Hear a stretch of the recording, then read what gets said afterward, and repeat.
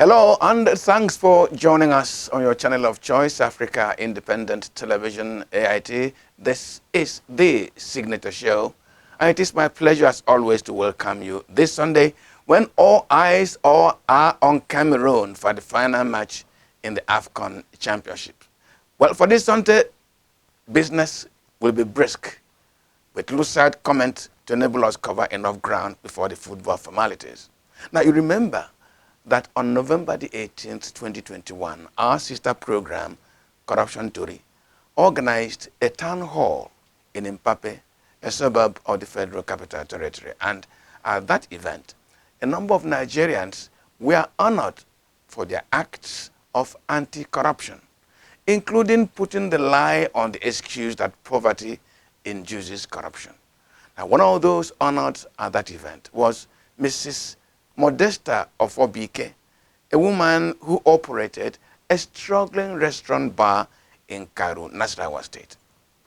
She was honored for returning the sum of 60,000 naira to a customer who forgot that money in her restaurant. Now this Sunday, we bring you the moving story of Modesta Ofobike, whose business has now collapsed, her children withdrawn from school, and her landlord asked her out of her residence. Does integrity pay? Correspondent Marvelous Obomano takes up the story from here.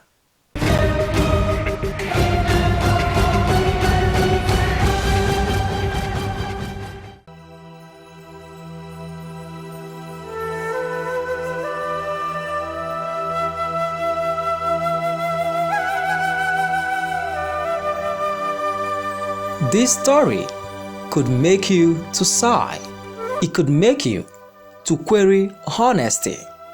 It could draw tears to your eyes and make you wonder if it's not altruism that the animal which does not eat another hardly gets fat. But what is this story? Let us rewind that tape. On November 18th, 2021, our sister program, Corruption Tori, organized a town hall in Mpape FCT, at which some Nigerians who have committed themselves to the fight against corruption were honored.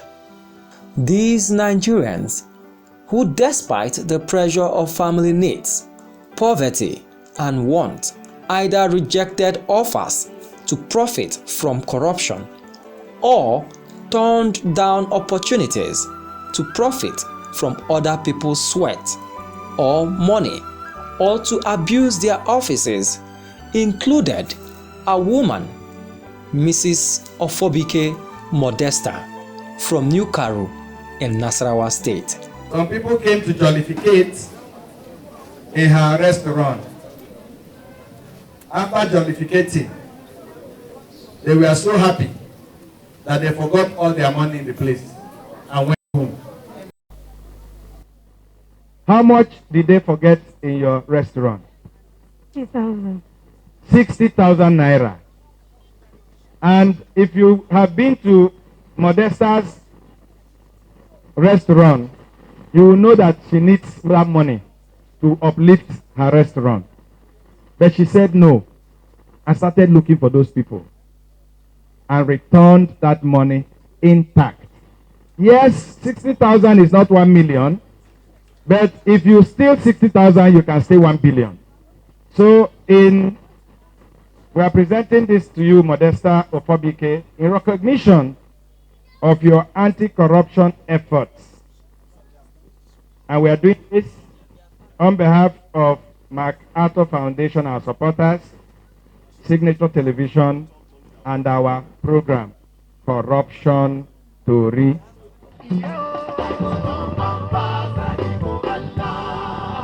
Mrs. Ofobike had told our reporters that no matter how tough the times were, she could not take what did not belong to her in order to make ends meet.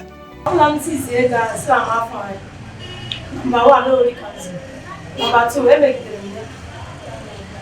because of all my sweat.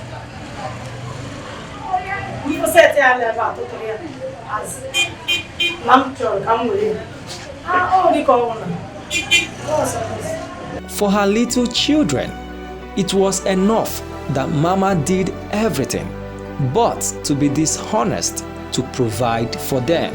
Anything we no get, she dey buy for us.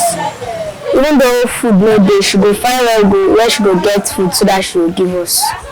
Mrs. Ofobike's colleagues at the new Karu Monday Market, where she operated her virtually empty restaurant and bar, extolled her virtue of integrity and looking up to God for succor, no matter how hard the times may be.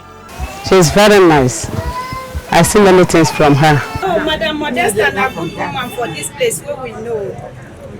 For the years we are don't stay here, they sell. The good thing when they do, we I even like. I see those my engine while they grind this my whistle.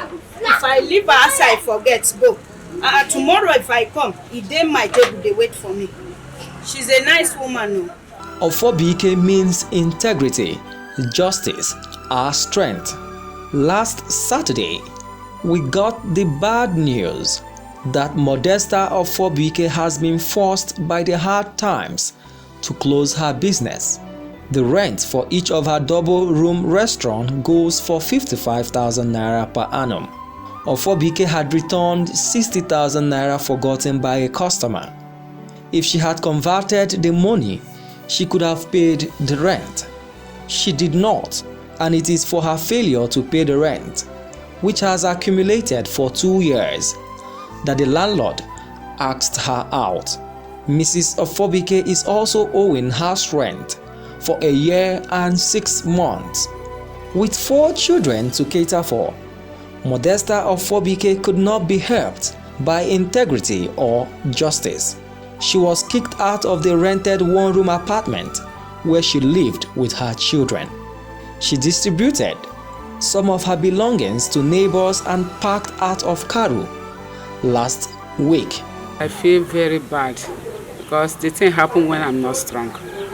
And I was not in the market when the thing happened, so I cannot be able to do anything. I feel bad. Since the owner of the house said she should leave the shop, she had to leave the shop. It's nothing for her to do again. So some of her items, she even packed it in my own apartment. Modesta Ofobike's story puts pressure on the campaign against corruption. Does honesty pay? Does society reward those who stand up against corrupt practices? The good book says, "He that endures to the end, the same shall be saved." Will integrity and standing against corruption, no matter how economically downtrodden, save Modesta Ofobike? A woman who has shown such fortitude, such uprightness, such sincerity, such monumental integrity should be able to be helped in order to encourage and motivate other citizens. As the person representing her, do my best to encourage her, to ensure that that perdition is alleviated. This is a story that will test the value we put on integrity and honest living. In Abuja, Marvelous Obomanu for Signature Show.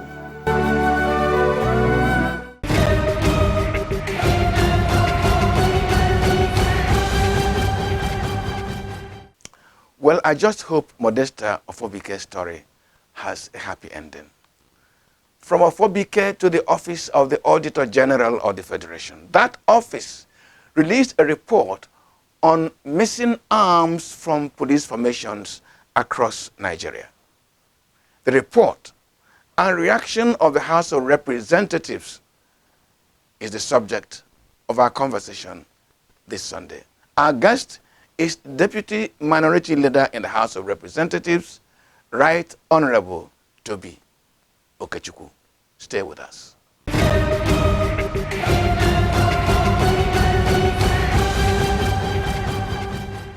Every senior police officer says the misconduct for which a policeman can easily be dismissed from the force is loss of arms or ammunition.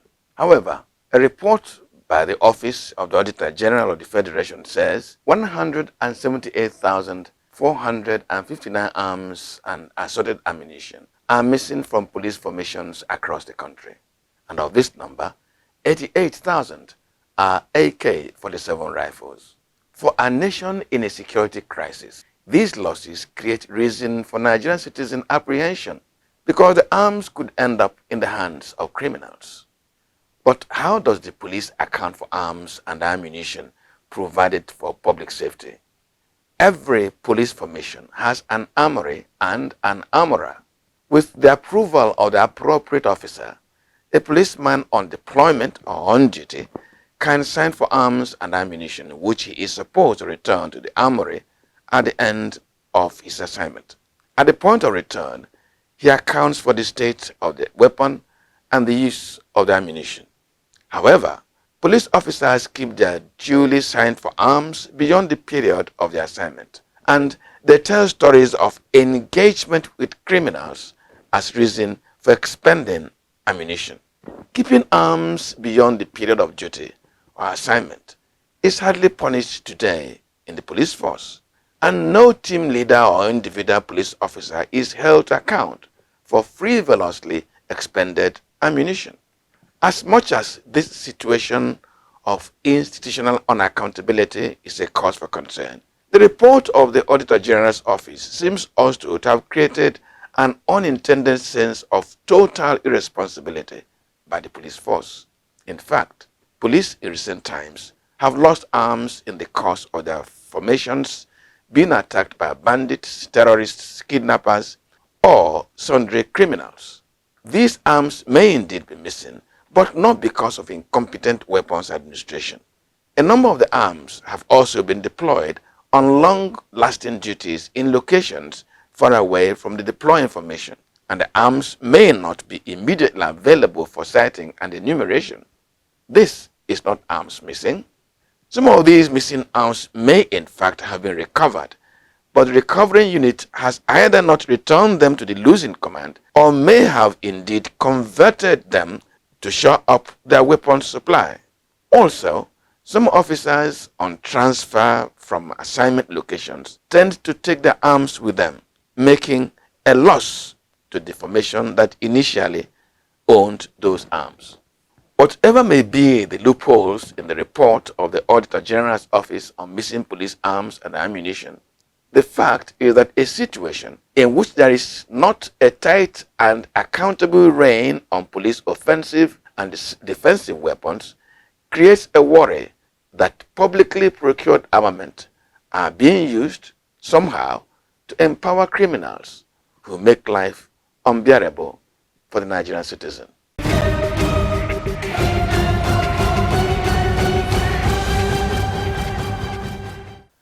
About 13 to 17 days ago, the Deputy Minority Leader in the House of Representatives, Right Honorable Toby Okechukwu, raised an issue of national concern.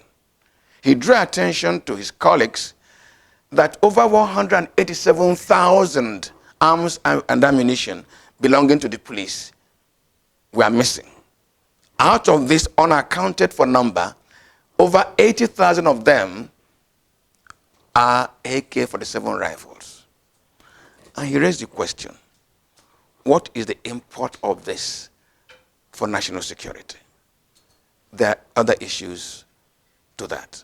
And so this afternoon, my guest is the Right Honorable Toby Okechukwu, the Deputy Minority Leader in the House of Representatives. And let me give you more information. He represents Aniri Ogu Oji River Federal Constituency of Enugu State. Honorable, you're welcome to the conversation. Thanks for having me. I'm pleased to have Signature TV. Alarm, will I use that word? Are you alarmed that over 180,000 arms and ammunition belong to the police cannot be accounted for. Are you alarmed? Well, thank you very much. First and foremost, before I state whether I'm alarmed or not, I'm quite disturbed that for the first time in our history, for the very first time in our history, all the geopolitical zones in this country, from northeast, where you have Boko Haram, to northwest, where you have terror and banditry, and scavengers marauding and then disturbing our citizens, to north central, where you have tension, inter-ethnic, and then kidnapping, and the entrance of Boko Haram, 70 kilometers from here in Niger State. And then the restiveness and the armed sabotage of the economy, as shown from what Governor Wike is doing, the exposure, to what you have in the south is the restiveness and the comfort of our citizens, their safety tampered with. And then you have what is happening in the southwest, where traditional rulers are killed, where people are sacked, Nigerian citizens are sacked from their homes. So if these are symptoms of an underlying menace, and when you hear that about 178 arms, including about 88,000 AK-47 and ammunitions and other arms are missing or could not be accounted for, there isn't any other way to state it. You would be worried that the state is not in safe hands. And I'll tell you, Thomas Hobbes, in the 17th century, about 1661, discussed the social contract theory. And he borrowed from the Bible, a vocabulary from the Bible, the Leviathan.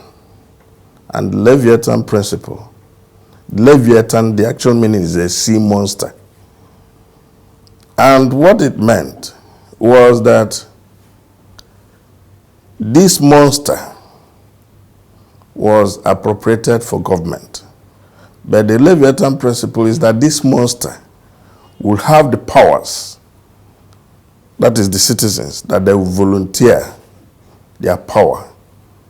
Because we are all animals and we can behave and conduct our affairs the way we want. But when you give up your right to do as you will to government, that this sea monster will have Leviathan powers, and in exchange for you volunteering your rights, have the protection of the Leviathan. And when government as the Leviathan fails, ignores, decides not to live up to the expectations of its terms of contract, then you find out that you have a Hobbesian state.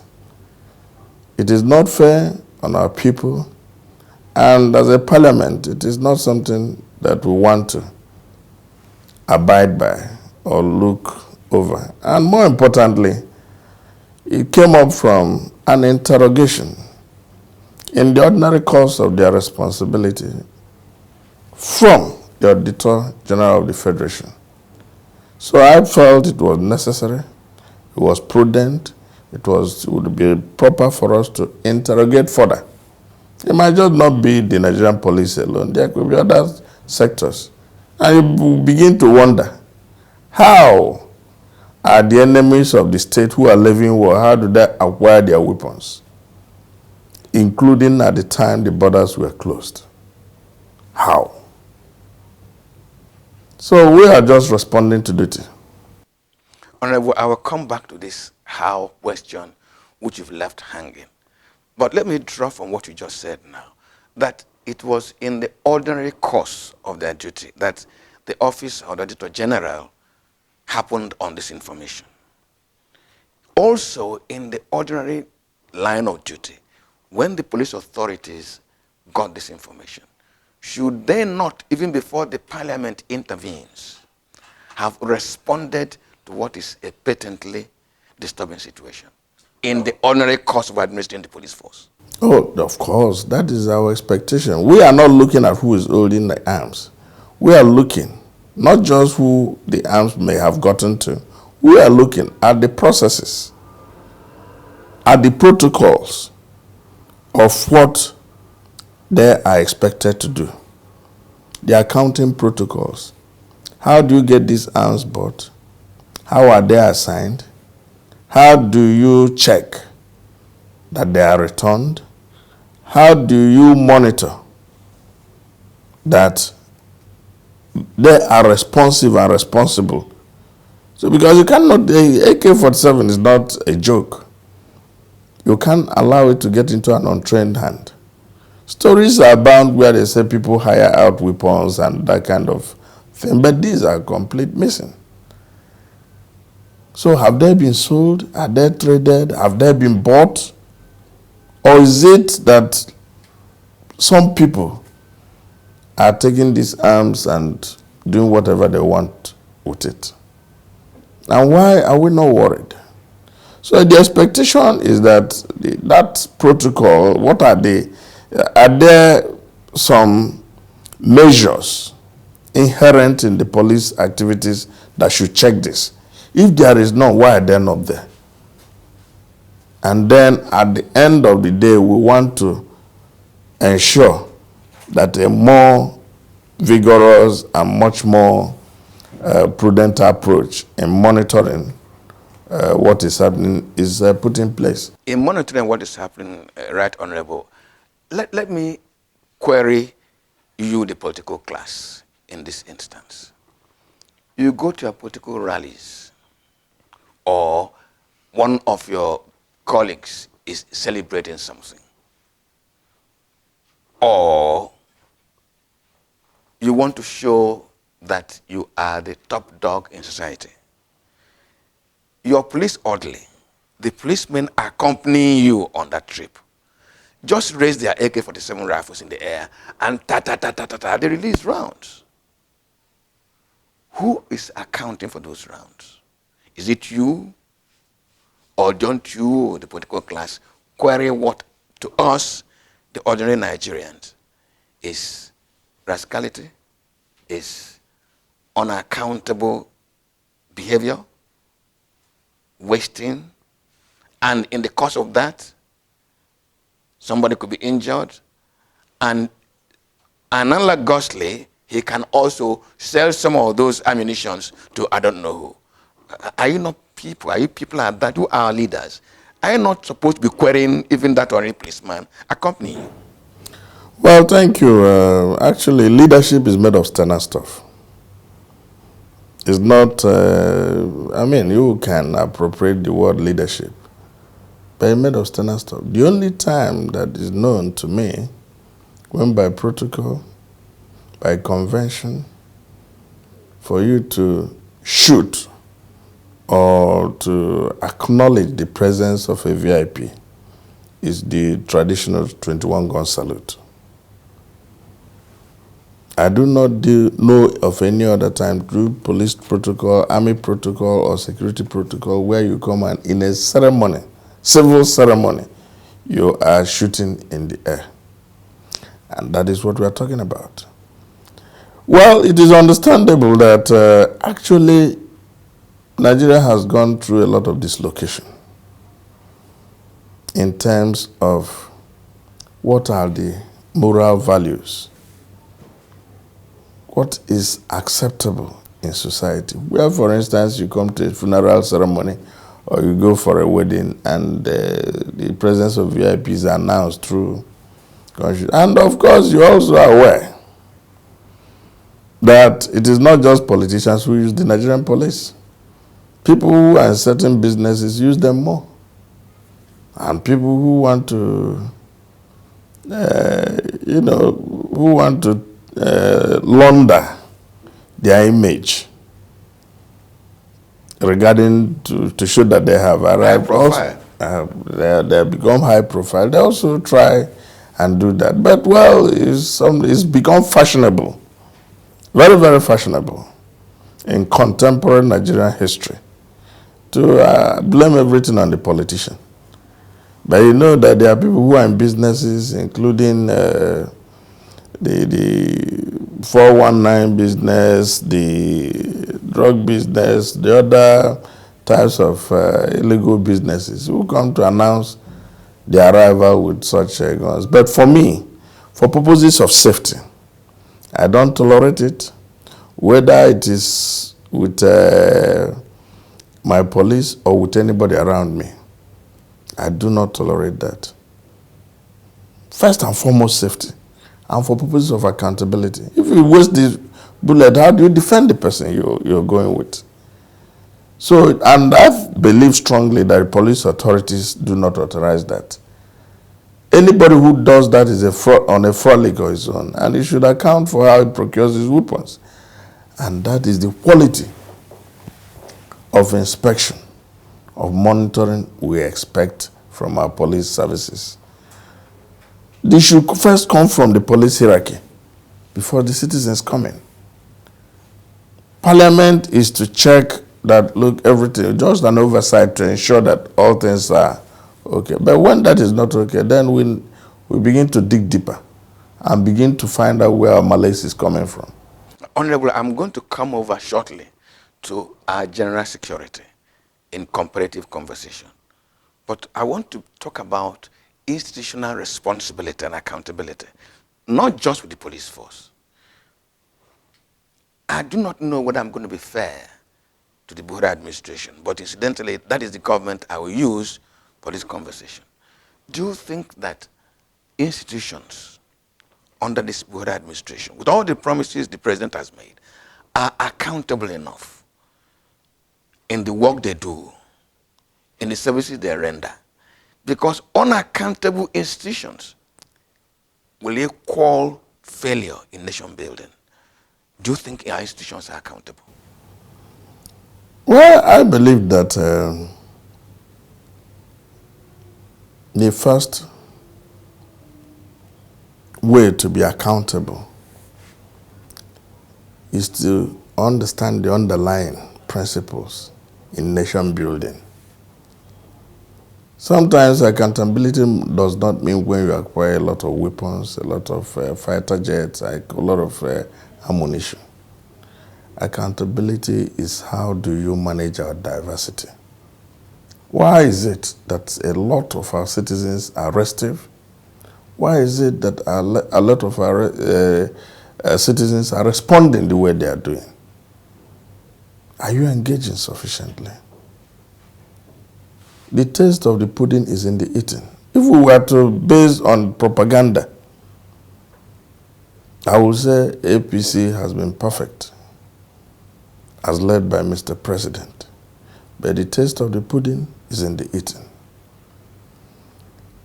In my preamble, I told you that my alarm is that all the zones of this country are under peril.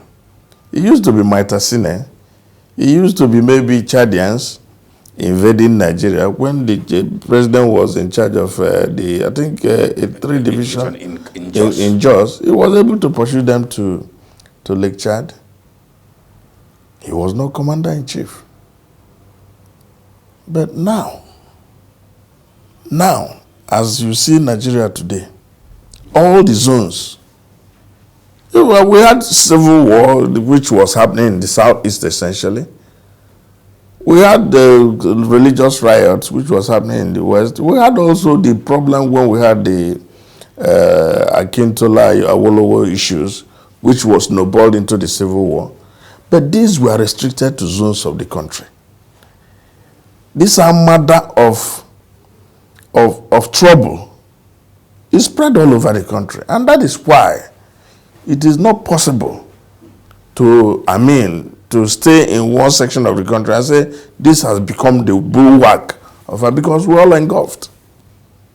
So the point is, what is the commander-in-chief doing?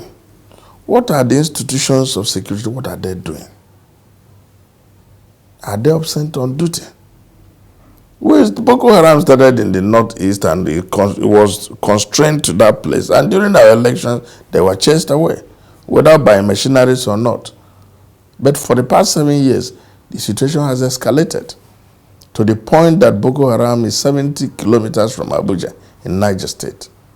And we are watching. And the major power supply of this country is in Niger State. What if they get into that place? So the institutions have not been that accountable. That accountable. And more importantly, yes. And that was why I said, look, if you are an Igbo man and you think that you appoint all the service chiefs from your section of the country, you have no mechanism to get a feedback from anybody from the northwest, from the Kanuri in the northeast, from the Wari man in Nigeria's middle belt, or from the Yoruba man in the southwest. Vice versa, if you are a Kanuri man and you think you want to appoint all your commander service chiefs from that section, you have no way for a two-way feedback. Look, government operates with carrot and stick. If you pull everybody together and you discuss Nigeria's security, if you want to do anything in my own side of the country, I will first and foremost have a heads up with my people that this government wants to deal with you. If they are not cautious, I will go and tell the government that, look, these boys are preparing. Government will take proactive action. But you can use that carrot and stick approach, engagement and deterrence. That is how it works. How can you be responsive, accountable as an institution when you ignore, refuse to accommodate some sections of the country and you don't discuss it? I am surprised. I'm surprised and alarmed that up to this time in our history of this current government, that there has not been any deliberate effort to call aggrieved people, aggrieved Nigerians, whether it's from northwest, whether it's from northeast, whether it's middle belt, whether it's from southeast. Ask people what is the problem. Put in a proper perspective. Why do you have to dump 500 billion palliative on people? You constructively engage people from the northeast and you have $500 billion as palliative and give to them for economic development. What our people want is not dashing them money. What they want is an enabling environment for them to be gainfully engaged. If people from the southeast are making a problem, you come and say, what is the problem? Is your palliative, do you need? All your roads, I am making a vote of 500 billion. Then southwest, and when you say 3 trillion for infrastructural development in all the region, deliberately and you select some projects, look, if anybody makes noise, I say, what the hell are you looking for? You use that to subsidize people's emotion. It will be evident that people are working. But all this trader money, all this manner of small, palliative 5,000, you dash it and it means nothing. At the end of the day, you come and tell us you are doing 3 trillion petroleum subsidy. You cannot be institutionally responsible. There are contradictions in it.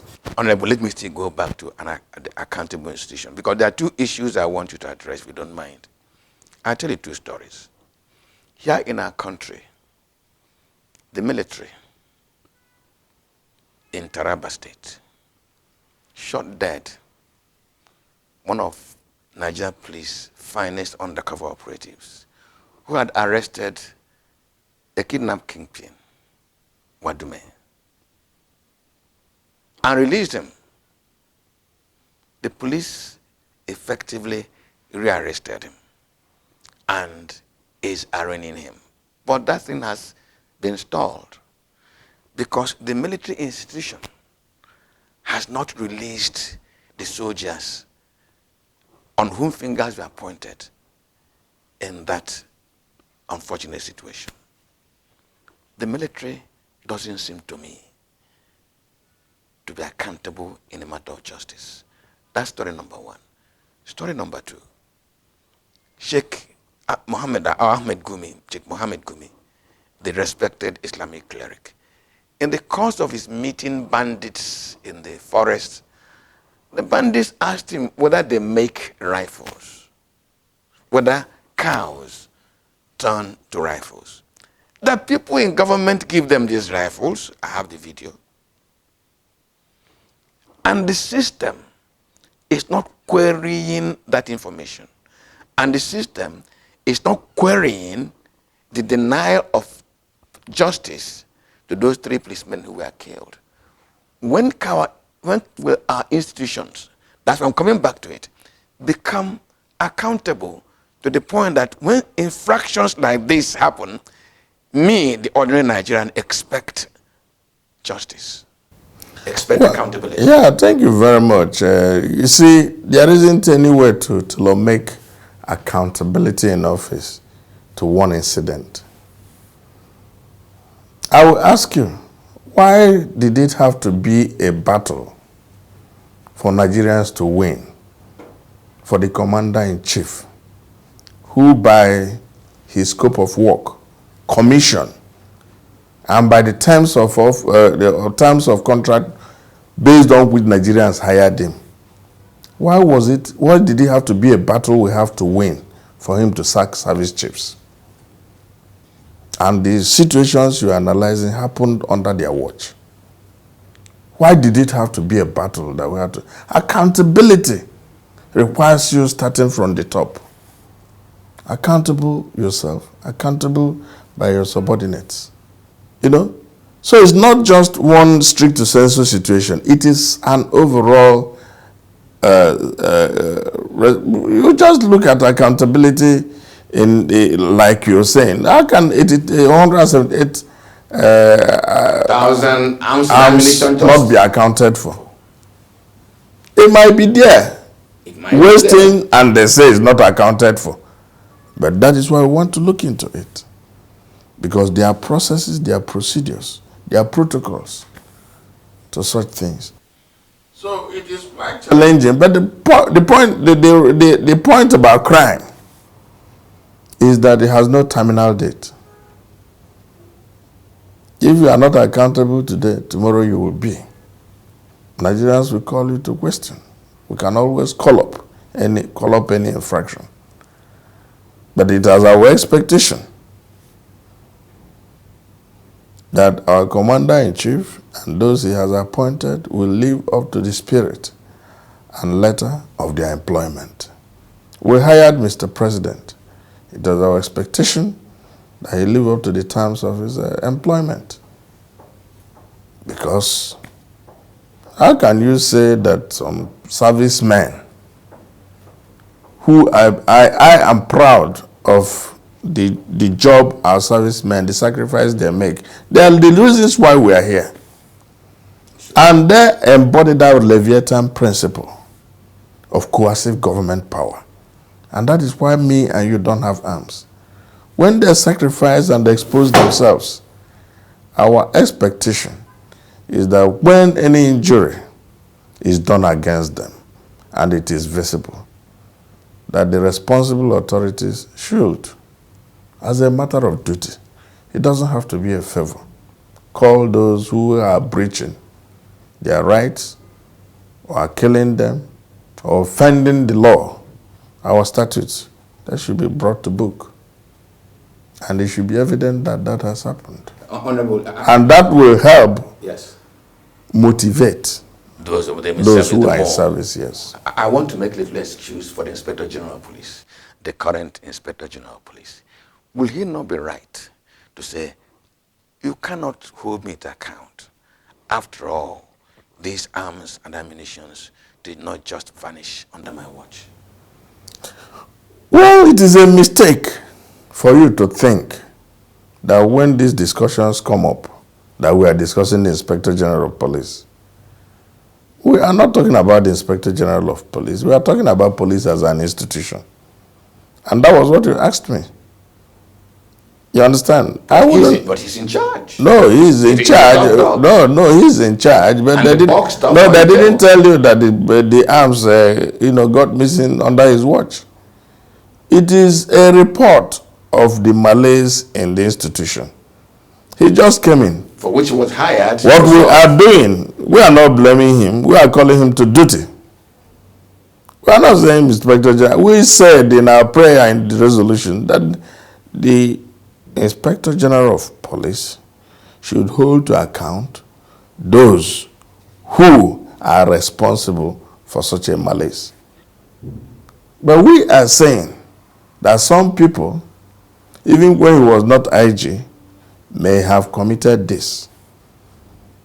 And as the person who is the major law enforcement of number one, with regard to civilian security relationship is concerned, number one, what we are saying is that this is what we have. Prove the Auditor General of the Federation wrong, or let us hold those ones accountable. We are not saying he has done anything wrong now. We will be in a position to do so after the investigation. If he fails to take action. So, the Inspector General of Police is not on the spot here. It is not about him. We are talking about the institution. And some of these malaise happened 2018, 2019. And you saw the trouble all over the country started about in other parts of the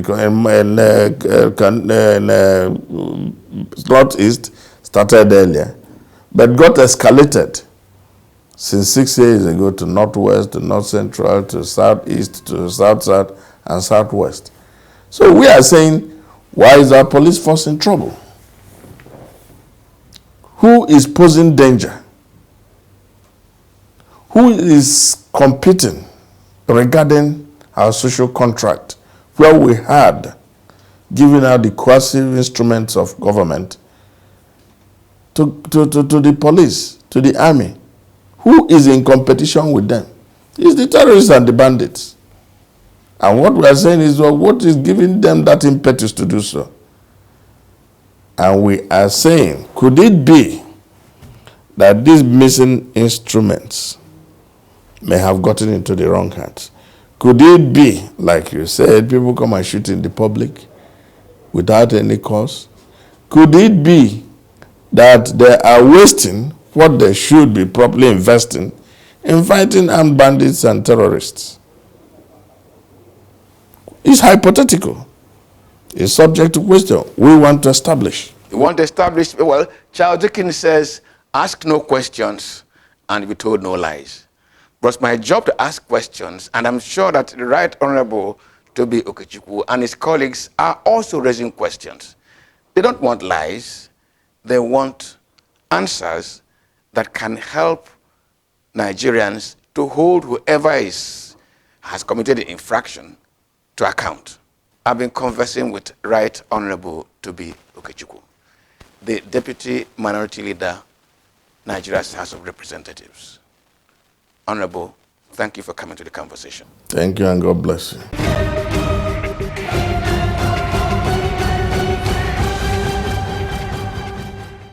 Well, I'm about to run away to prepare for the final match in the AFCON Championship, Cameroon 2021. But just before I do so, let me join the family of High Chief Basil Ane of Ukana Udi local government area of Enugu State to bid him farewell. It was a celebration of life as the Ane family concluded the rites of passage of the man of destiny.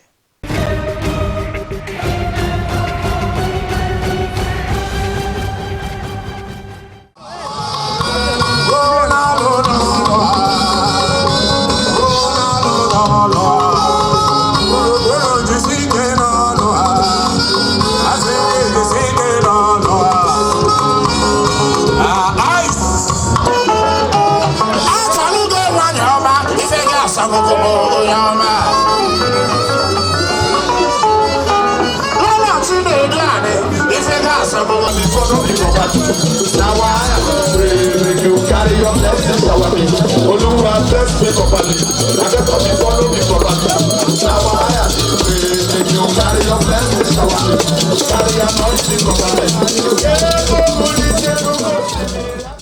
On Tuesday, January 11, 2022, the high and mighty from all walks of life, including clerics, parishioners, community leaders, politicians, and academics, gathered in Okana, the local government area of Enugu State, for the final rites of passage of High Chief Basil Ani, Ochendo I of Odozo.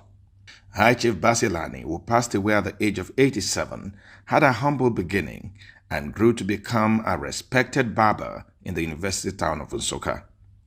In later years, he went into politics and became the first chairman of Nigerian People's Party (NPP) in the local government area, the first councillor to be produced by the Okana community, and a one-time deputy council chairman of the defunct Odozo local government area.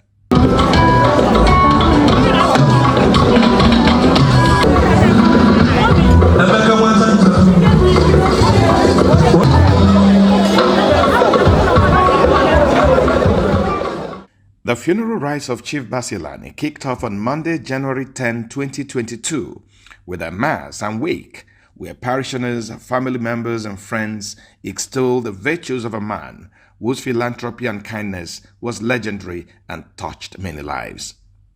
The officiating priest, Father Iko Dibo, said the activities marking the passage of High Chief Basil Ani was not a burial ceremony, but a thanksgiving and celebration of a successful and fulfilled life. This is a testimony of a good life. Indeed, this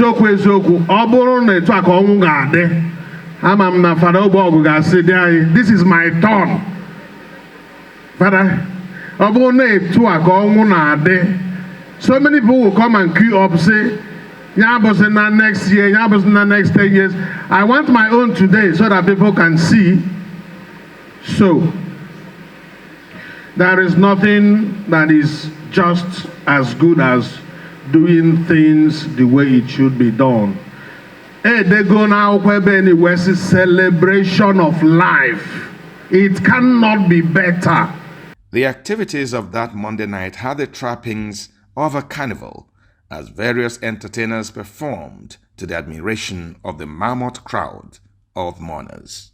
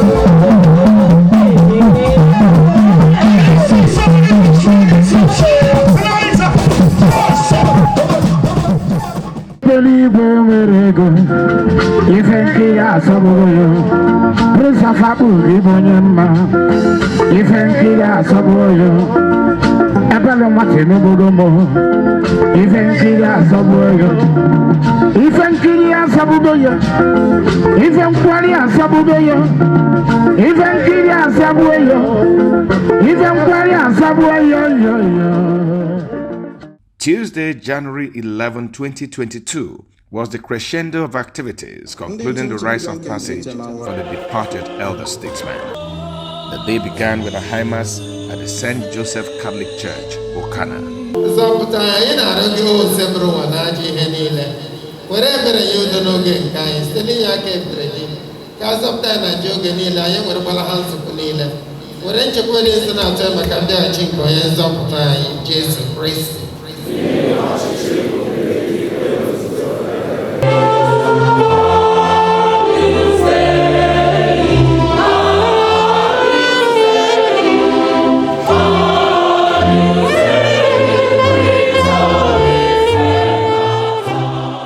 For High Chief Basil Ani's wife, the exit of her friend and husband of many decades has created a void difficult to fill. My husband is my dearest love. I miss him. And I don't know anything can do me in this world like this man. They leave me. But I put everything to God because I can't do otherwise. I miss my husband. I miss my darling husband. I'm my dearest love. I stay with him for 50 years. 50 years and 3 months. I miss him. And I miss him. And I will continue missing him. The children of High Chief Basilani said their father's life was an inspiration and his virtues a lifelong lesson. I think my father is different. People will testify to that. I said it in church today. For everybody that have engaged him, that had the opportunity to meet him when he was alive, said something good about him. So, and that is why we are celebrating him. I have a good man as a father. He's a very peaceful man. One piece. He's somebody who, at any point, wants people to be happy. He lived making people happy, and that is why this is what he embedded in us, and that is why you see what is happening here today.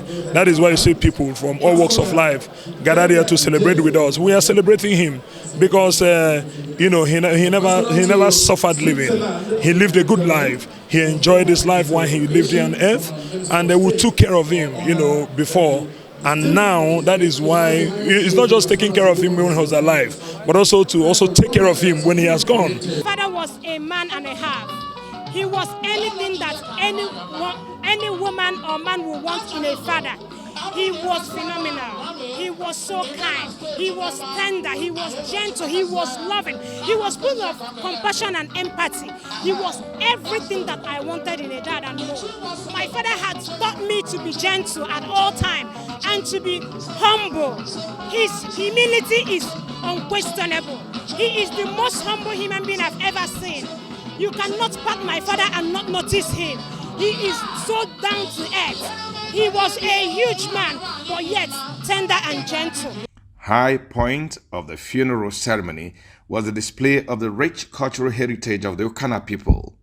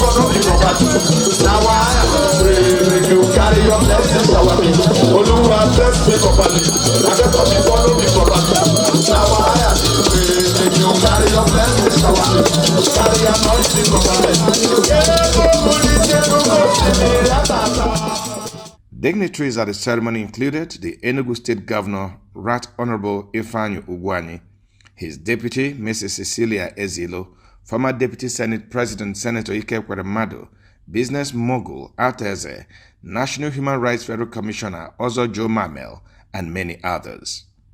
Also in attendance was Nigerian music icon KC, who performed a medley of his popular songs. Are you ready? Let's go! 1, 2, 3! Everybody come on, one more time! Baby, make you get it, Popo! Casino the Coco! Who can say make we get it, Popo? Oh yeah! Hey! Back! Baby, you pull over! Reverse! Baby, you pull over! Show me a particular, baby, pull over! Hey! Inner lights, baby, you pull over! Oh yeah, back, baby, you pull over. 2 more times. Hey, reverse, baby, you pull over. And as we joined in a family to wish him fair weather to heaven, we put a fitting icing on today's cake with thank you to the elegant stallion.